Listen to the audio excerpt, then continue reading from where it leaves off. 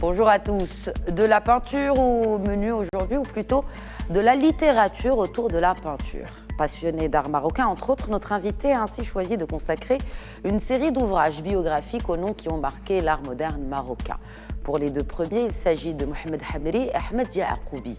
L'auteur biographique décrit ainsi les vies tumultueuses de ces deux artistes mondialement connus et souvent nationalement méconnus ou peu connus. Deux ouvrages non sans révélation que nous allons découvrir en partie un peu aujourd'hui en compagnie de leur auteur avec nous sur le plateau. Bonjour Latifa Sergheni, c'est une réelle joie de vous recevoir sur le plateau de Médien TV. Merci de me recevoir. Alors de la mémoire non seulement des œuvres de ces artistes dont nous allons parler plus tard, mais aussi de leur personnalité, de leur vécu, de ce qui a fait que leur art ressemble à ce qu'il est aujourd'hui, ou en tout cas à ce qu'il est quand il a été créé. En fait, c'est vraiment le vieux débat. Il est très difficile de séparer l'œuvre de la personnalité de l'artiste. Voilà. Il se trouve que j'ai choisi, ou j'ai rencontré ces deux personnalités qui m'ont beaucoup touchée. D'abord par le talent, par le génie, et aussi par le fait qu'elles sont complètement méconnues, y compris des gens qui gravitent dans l'univers de la peinture, des collections, etc. Si on prend Ahmed Yaqoubi, c'est quelqu'un qui a passé la moitié de sa vie au Maroc, l'autre moitié aux États-Unis. Il est beaucoup plus connu aux États-Unis qu'il ne l'est chez nous. Absolument. Les gens ne le connaissent absolument pas. Et on m'a fait le reproche, je me dis, mais pourquoi tu fais des bios de gens connus ? Mais précisément, c'est parce qu'on ne les connaît pas que je les fais, et qui font l'honneur de ce pays, et qui font de notre culture. Cette culture, dans les années 50, où on se demande comment on est passé des années 50, on est en 2019, toute cette évolution, elle s'inscrit dans une histoire. Dans l'histoire de la période, dans l'histoire dans le cas de Hamri et de Yaqoubi, dans le cadre du statut de la ville de Tanger, statut de ville internationale jusqu'en 1956. Et ces personnes-là, eh ben, elles sont complètement effacées derrière les personnes qui les ont soutenues, qui les ont, disons, aidées, comme Paul Bowles dans le cas de Hamd Yaqoubi et Brian Gaizin dans le cas de Hamri. Alors, vous parlez justement de Ahmed Yaqoubi. Donc l'ouvrage que vous lui avez consacré porte le titre de Life Before Thinking, sur les pages justement de Ahmed Yaqoubi. Oui. Expliquez-nous ce titre. Alors, ce n'est pas du snobisme de mettre un titre anglais. En fait, Ahmed Yaqoubi, parmi les choses qu'il faisait, parce que c'est quelqu'un, vous avez dit des personnalités tumultueuses tout à l'heure, c'est surtout des gens fabuleux, riches, et qui ont énormément apporté à ce pays. Et on ne les connaît pas, et donc on dénierait même leur apport. Donc c'est juste, je fais un petit peu le justicier là, mais je leur donne une parole qu'ils n'ont jamais eue. Ça c'est un souci, c'est un de mes soucis. Alors, la parole qu'ils n'ont jamais eue, mais pourtant, ils ont exposé cette vitrine marocaine de l'art marocain, non seulement pictural, mais aussi, par exemple, oui, vous m'avez posé musique. La question, je ne vous ai pas répondu. C'est cela.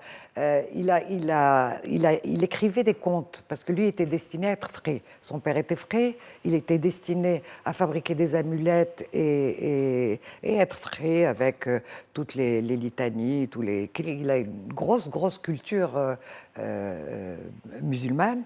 Et surtout, il est très empreint, je crois, ça date de très très longtemps, d'une très forte mystique, qui ne l'a jamais quitté. Beaucoup plus sophistiqué que Hamri, qui était aussi un mystique, mais pas de la même manière que Hamd Yaqoubi. Vous êtes particulièrement attiré par ce côté mystique de ces artistes, ou c'est juste une coïncidence? Non, ça fait partie de leur être. Et tout cela transparaît dans le travail, dans leur œuvre. Oui. Donc, j'ai essayé de voir le parcours créatif à travers leur vie, et des vies exceptionnellement romanesques. Il faut dire que c'est ce qui m'a fait aussi, qui a exercé un attrait incroyable pour moi, pour faire ce travail, c'est que c'est des vies romanesques extraordinaire. Justement, une histoire comme ça qui vous vient à l'esprit, Madame Sergheni. Quelqu'un comme Hamd Yaqoubi, c'est quelqu'un qui a connu tout ce que Tanger comptait d'extraordinaire. Bon, c'est une ville qui était complètement échevelée, libre, c'était la ville de la transgression. Il y avait autant d'escrocs que d'espions, que de gens louches, que de gens géniaux. Donc Tanger a vu défiler, évidemment, Paul Bowles, qui est, on dit, le propriétaire du mythe de Tanger. On a vu défiler Tennessee Williams, William Burroughs, toute la compagnie qui a constitué la Beat Generation, que Yacoubi a connue et dont il a été apprécié. La peinture à l'huile que pratique, qui est exceptionnelle, hein, il faut regarder un tableau de Yacoubi pour voir cette espèce de satin à l'huile qui est exceptionnel. On le retrouve dans le travail de Bacon, de Francis Bacon, qui lui a donné la possibilité Francis Bacon était quelqu'un de difficile, hein, mais il a accepté la présence de Yacoubi dans son atelier. C'est lui qui l'a initié à la peinture à l'huile. Mais ce qui est important, que ce soit pour Hamri ou pour Yacoubi, ils ont été accompagnés, certes, ils ont fait des rencontres formidables. Yacoubi a notamment fait la connaissance de Rauschenberg, de Saïd Twombly, en 1952. Il y a eu tout ça. Mais ce qui est extraordinaire, c'est que c'est une œuvre fondatrice, en particulier, je parle de celle de Yacoubi, c'est une œuvre fondatrice qualifiée. Alors, Bowles parlait d'abstrait primitif. D'autres critiques de l'époque disaient surréaliste. Mais on n'arrive pas à le mettre dans une case, non, finalement. D'abord, il faut savoir qu'il est né en 1928, il est mort en 1985, il n'est jamais allé à l'école, donc c'est un autodidacte qui a fait une peinture non figurative, c'est exceptionnel. Vraiment, quand je dis c'est un fondateur, un précurseur. Donc, à l'époque, on ne pouvait pas comprendre parce qu'on était à la fin de la période coloniale, du protectorat. Et le protectorat, à l'époque, appelait de ses voeux une peinture pour indigènes, c'est-à-dire naïve. Un gars comme Yacoubi apporte une peinture qui n'a rien à voir avec cet univers-là. Alors, comment pourrait le définir? On va dire que c'est un peintre spontané qui a choisi l'abstraction. Et c'est le premier peintre expressionniste au Maroc. Au Marocain. Et ça lui va d'autant plus que ses sources d'inspiration, ou le cadre dans lequel il a évolué, est un cadre anglo-saxon, américain en particulier. Hamri, pour le coup. Hamri, c'est un peintre pas naïf non plus, qui a un sens de la construction qui est absolument extraordinaire. Ceux qui parlent de peintre naïf pour Hamri ne connaissent pas la peinture de Hamri. C'est un peintre spontané aussi, et qui a choisi la figuration.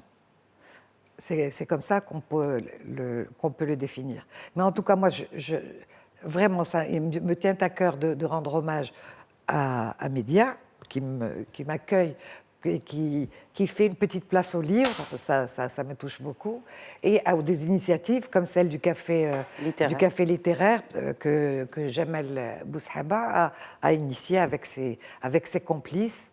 Et voilà, on a le plaisir de parler du livre et d'y associer de la convivialité, ce qui fait beaucoup de bien. Et d'y associer le public et de faire connaître justement ces artistes que vous mettez et bientôt en avant. Gharbaoui, voilà, on va finir avec peut-être une next après. Voilà, on aura un Gharbaoui pour très très bientôt, il est sous presse, quoi. Ah, il est déjà sous presse. Ouais. Très bien. Et j'aurai le plaisir de vous recevoir peut-être encore une fois sur ce plateau, une deuxième fois pour en parler. Ce sera avec plaisir. Merci beaucoup, Latefa Selreni, d'avoir accepté l'invitation de Médien TV, d'avoir partagé avec nous, n'est-ce pas, cette belle quête et pour mieux faire connaître finalement ces artistes marocains. Oui, c'est des passeurs. Ces gens-là, ils font ce qu'on appelait cette culture marocaine qu'on a cherchée avec entêtement en disant on a besoin d'une culture nationale. La culture nationale, c'est eux. On s'est perdu dans ces années-là. Les années 50, tout le monde était perdu dans l'identité, la langue. Aujourd'hui, on bégaye encore entre deux langues. Et notre culture est là. Exactement. On finira sur ces mots bien sages. Merci beaucoup encore une fois, Madame Selreni. Merci à tous de nous avoir suivis. Très bonne suite des programmes sur Médien TV et Médien TV Afrique.